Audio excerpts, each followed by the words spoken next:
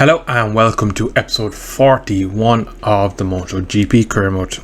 Today we are off to Britain, and just before we get into the usual development part of the video, I just want to say I do have a poll in the description. Now it takes you to a separate window where you have a poll.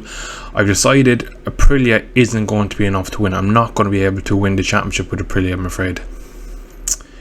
I have a poll where you can pick what manufacturer, what bike I'll ride for next season. Now it doesn't say any teams, it just has Yamaha, Honda, Ducati or Suzuki. So I've ruled out KTM because I feel KTM could be similar, unfortunately, to Aprilia.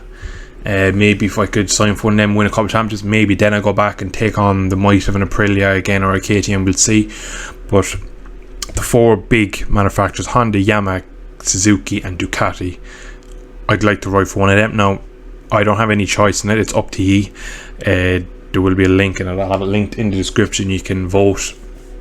I'll leave the vote up for a while and I'll make my decision.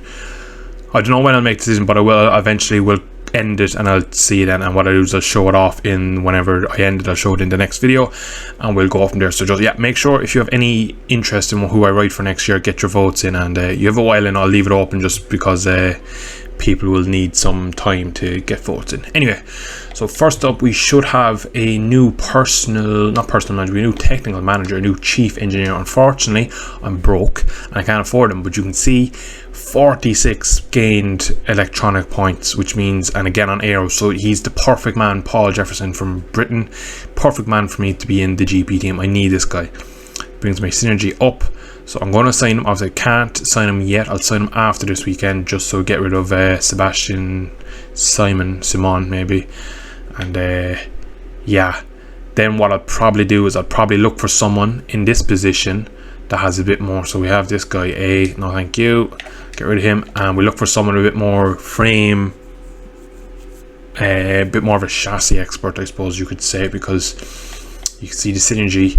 We have a very good synergy towards the engine, everything else kind of gets lost. So if we did sign Paul Jefferson here, you see the synergy comes up 40-23, so you kind of bring it up, we just bring the whole team a bit more closer. Maybe something like that could be what we're missing in this Aprilia team. But anyway, we're going to get into a bit of development. You can see we have some engine nodes to do, we've plenty of resources to do. Now fuel consumption reduction or maximum torque. I'm going to go for the fuel because I'm going to stick everyone that is engine related. So you that's 8 weeks. Any other hundreds? No, so we have a couple of 50s and we have a 75. So that's 375. And I'm going to go. They're all sleeping. I'm going to push this guy here. That's 6 weeks for the engine one. And now I have one of each of these done. You see, I can't afford it because I just don't develop enough, so I'm going to have to go frame wise. If I can afford it, I can't afford it. This will reduce tire wear. Now that's not ideally what I'd want, but I can't afford anything else, so I'm going to have to go for it. I suppose better tire consumption, technically I should have a better performance throughout the race. Aero, again I can't afford anything, I don't really want to do anything, even though I have 2 staff in there for some reason. But anyway, we're going to go and stick everyone else, not you, everyone else who is asleep. So you and you. So that's 6 weeks. So we should have 6 weeks for this and 6 weeks for the engine. So we'll have another development going on there. I probably won't do anything else aero. I'll try and get some electronics on at the end of the year. I don't reckon I'll be able to. I got the base level in, so I feel like maybe it won't be as bad for the rest of the season. I did feel traction was my weakest area, and then affected anti-wheelie when I improved that. Now I've improved both of them, and we'll see from there a bit more tire consumption reduction and a bit of fuel saving won't be of any bad use of me. So bike development in Moto 3, you can see we are doing an engine one, so we're going to go and do, so we can afford it, 2% during races, 4% performance during races, reliability and performance. I'm going to go for this because it improves them both. If you're more reliable and you have better performance, it's better than just outright performance if you don't have any reliability. So that is that.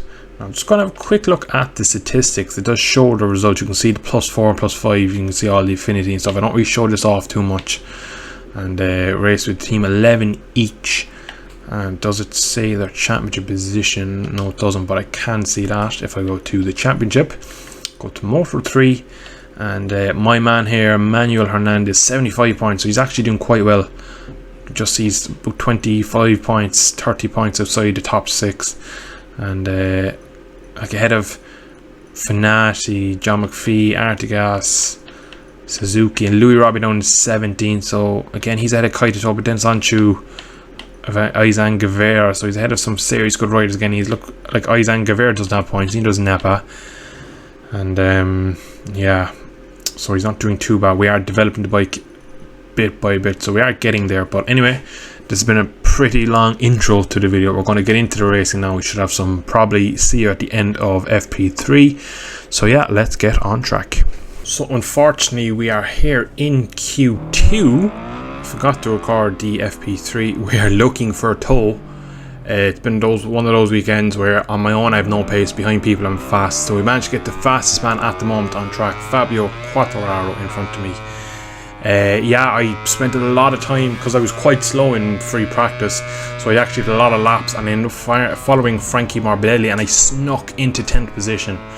My pace isn't great on its own. If I'm in a group, I'm actually very fast, but I can't. So we come into sector 1 here. Again, small mistake through Mags and Bex. You can see 59.8 is what I've done myself. That was a lap where I didn't follow anyone. You can see I've nearly six tenths, we'll say, through sector 1 alone with a tow. Now I'm not going to gain any slipstream, but I will. You see I'm over a second alone, and just in the sector and a half, we'll say. So my pace is pretty poor on my own, and it's much faster when I have a rider like Quartararo into me, because I can kind of push and chase and just use him as a marker. It's hard to describe it, but when I have someone there in front of me, I'm a lot quicker. You can see 1.1 up at the moment now, so slightly deep there now. I did lose a bit of time. We should make it up towards the end of the lap. The end of the lap is I'm actually quite strong myself, even without a tow. It's just the first up to about this next 2 corners onwards, I'm pretty okay on my own. And yeah, it's going to be a tough old weekend, but we're already after doing the hard part, is getting into Q2. Bike doesn't feel amazing.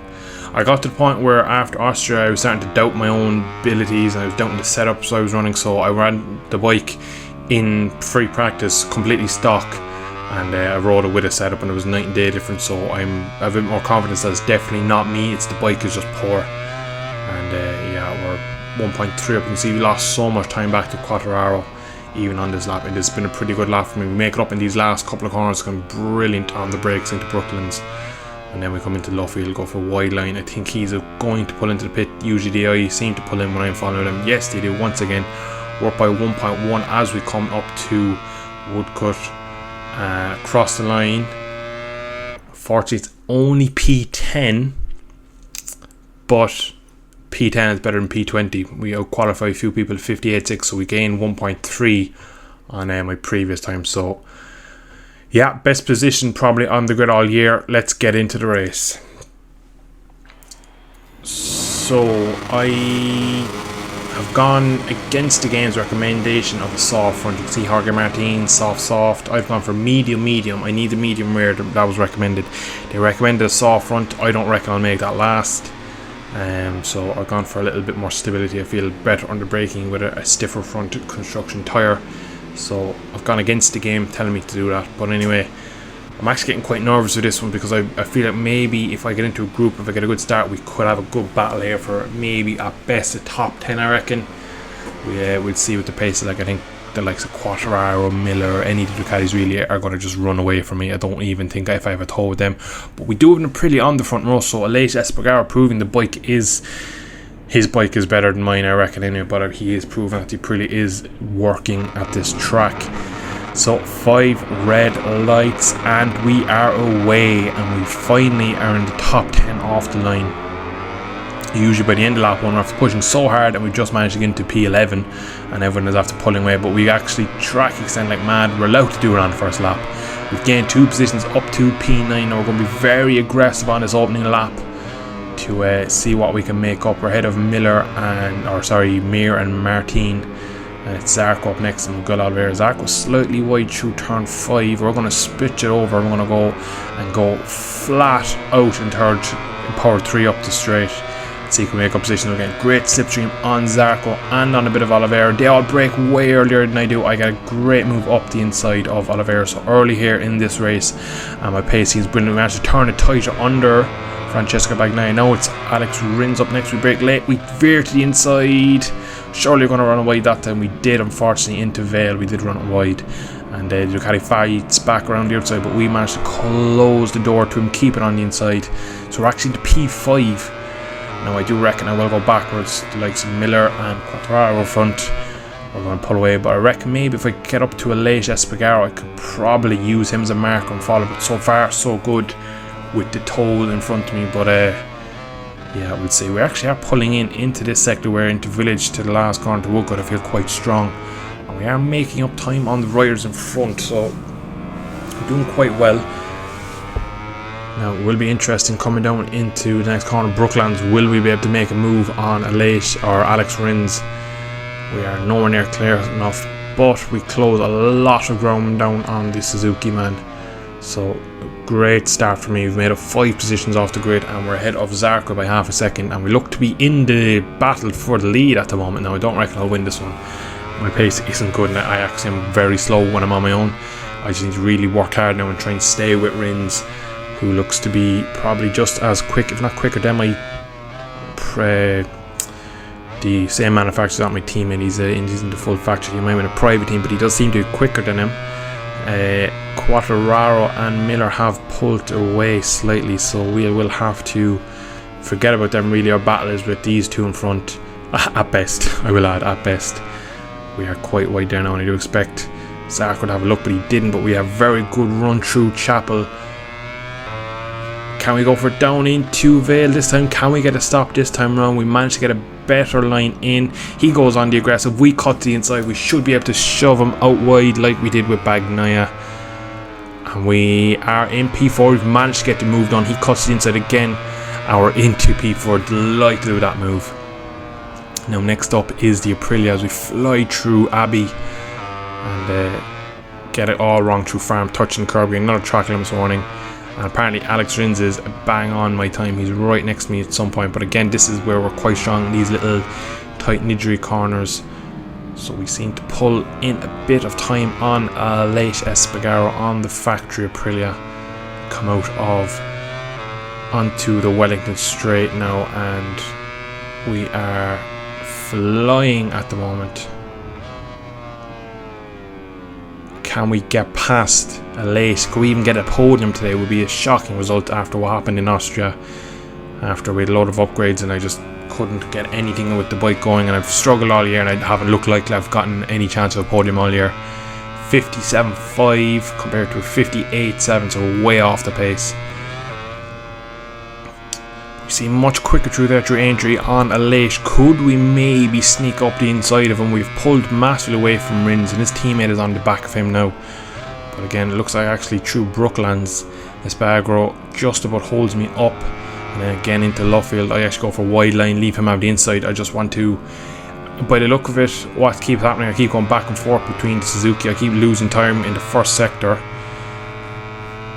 But in the second sector of the lap, we drop down into a low 53. Where are we going to go? We go for the outside one. Surely he's going to be there on the inside. And he is. He just slides past me once again. Late on a hard rear, so that might be why he's slightly slower. We are doing very well at the moment though to stick with him. 2 Aprilias in the top 4 is unheard of in more modern day MotoGP.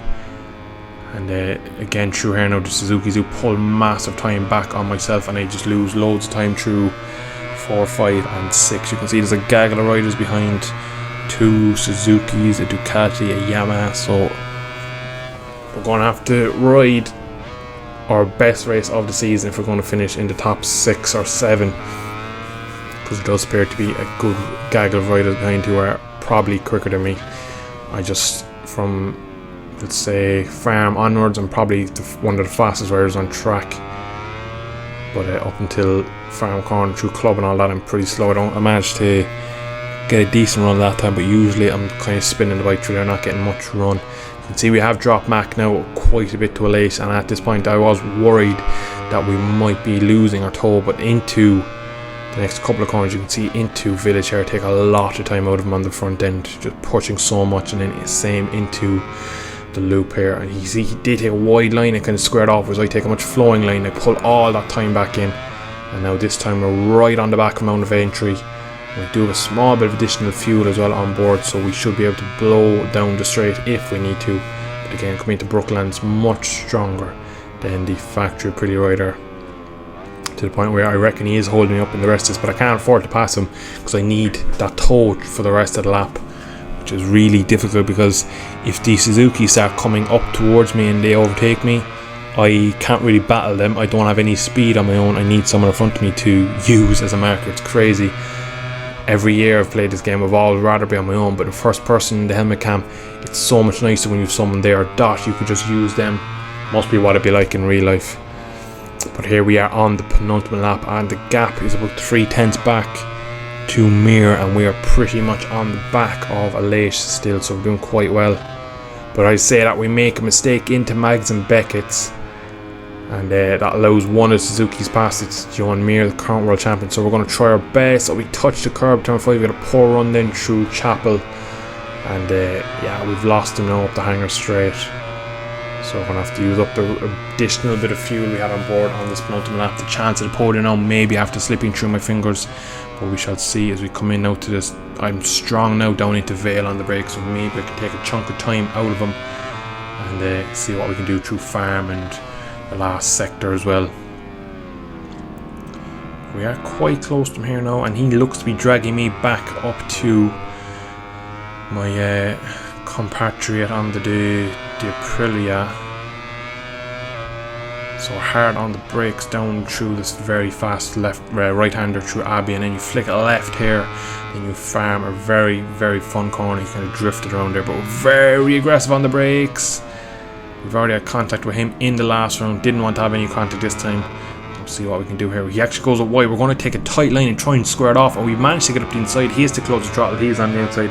Bit of a Rossi Marquez move there from 2016, and we move up to P4 once again, and now coming down into Brooklands, our strongest part of the track. The Aprilia snaps hard on the braking, but we do take a lot of time out of the factory rider in front of us. And now we will be starting the last lap in a second. Could we somehow get past him for an Aprilia podium? So once again, he has gapped me big time in sector 1 through Stowe, though we do actually are quite strong through Stowe, which I haven't said much about so far in the episode. And I'll come down into Vale last on the brakes. The bike is skipping about, front end is having enough. I'm slightly deep, but I managed to pull in a lot of time. And I'm through turn 9 as we just drifted out wide and start bringing it back for a nice late apex at club. I missed the apex by a mile, but I do get a good drive through, so I lose a small bit of time, and there's a bit of a gap after opening up now behind to Mir. So what can we do? Will we be able to pull a move maybe into Brooklands, maybe into last corner, maybe here? We close enough or not? We do have a little look, but we're nowhere. We're going to make that move stick. Maybe up into here. Can we make the move into the loop? He goes quite defensive. That blows the line. Can we make the move like we did on Rins or Mir even? Can't. No, we're actually right on the back when his rear end actually is skittering out, so his hard tire doesn't look great. We have the run. Don't even have to go to power 3. We're side by side. He brakes a bit later. We leave the brakes off. Sit him up. He's going to have the inside though for Luffield. What can we do? We're going to tip in. Is he there? We're not. We've cut across his nose. He looks to be about a tenth behind me. So we are in P3. We come out of the last bend. One corner to negotiate. We could get our first GP podium. And we've done it. We've managed somehow to get a podium after last round saying we're going to leave Aprilia. That's not good enough. We go and throw the form book out the window and stick it on the box in Britain in Silverstone. What a race that was. Like I said in Finland, that was one of the hardest rides just for one point, and that again was just such a difficult ride. I had to focus so hard just to follow the ride in front and use them as my toe. P3, and that's good for our championship. It brings actually Aleix coming P4. We both move up ahead of Marquez, or Miguel Oliveira even, sorry. He jumped back 2 positions. So we're actually not doing too bad. 75 points for my rookie season is not bad at all. Getting a podium as well, that was just incredible. I'm so happy that we finally managed to get it. I really doubted all year after when Jerez came and went and I didn't get it there. I started to feel maybe this isn't going to be season that I'm going to get a podium. Maybe my first season ever that I don't get a front row, pole position, podium, race win, any of them.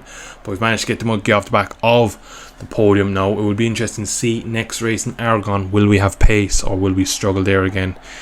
It's a track I like and I'm quite good at in third person, but obviously we know ourselves that does not translate as well to first person. GD Delinea up on the box celebrating his rider's win. P3 were finally on the podium in the black and white and green Aprilia leathers.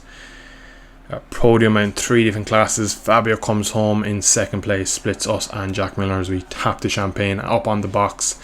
It's been a long time coming. We have not been on the podium in some time, and what a fantastic race. Points only for Manuel Hernandez. Louis Robbie didn't get any. We do have an upgrade to the headquarters level, so we have an extra 2 engineers transovers. Our first podium, they send us a few more data engineers down. But yeah, what a fantastic race weekend that was. I cannot believe we somehow managed to get him across the line. But we do sign on a new engineer, like we were saying at the start of the episode. He couldn't afford him pre-race, so we waited till the end of this one where we got all the bonuses back. But simply stunning. You look at the championship as well between Quartararo and Bagnaia, only 3 points in and after 10-11 races, so we really are in a golden era here in the MotoGP class. But nonetheless, that doesn't change my mind on the Aprilia. I still believe that it's not going to be a bike that I'll win on. I know I managed to get my championship off to a rough enough start on it, and I managed to get the podium finally, but I do believe that it was fortunate at best, because my pace on my own was probably good enough for 18 to 19. I don't think I'll be in the points. So I still can't believe it, even though it's done now and I have the monkey off the back. I still can't believe that I managed to get a podium on a second tier privateer Aprilia, which we've struggled all year to get even good strong laps out of and stuff. But I'm going to end it here for this episode. Next up we'll have Aragon. I'll have the link in the description once again for this episode for next year's bike if you'd like to vote on who you'd like to ride. The options are Honda, Ducati, Yamaha and Suzuki. Currently I've been looking, I think Suzuki and Yamaha are winning at the moment, but nonetheless I'm going to leave it here. Thank you all for watching. It's been a great episode. We finally got the podium. Once again, thanks for watching. I shall see you in the next one.